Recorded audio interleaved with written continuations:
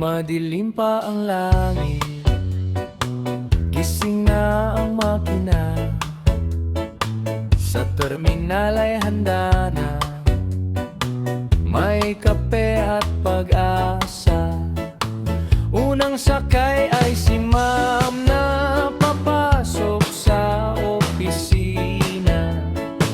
Kasunod ang estudyante, bit-bit ay libro at pluma. Susi pinihit, manibela ay hawak ng tapat.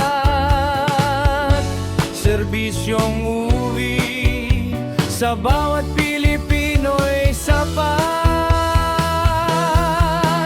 Arangkada na sa kalsada, hatid ay ligaya.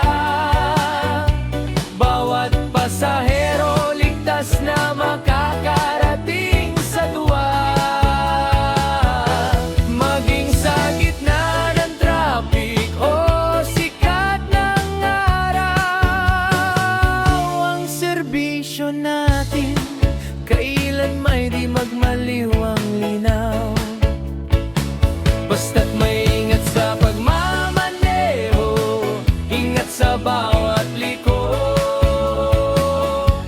Dahil may pamilyang naghihintay sa ating pagsundo.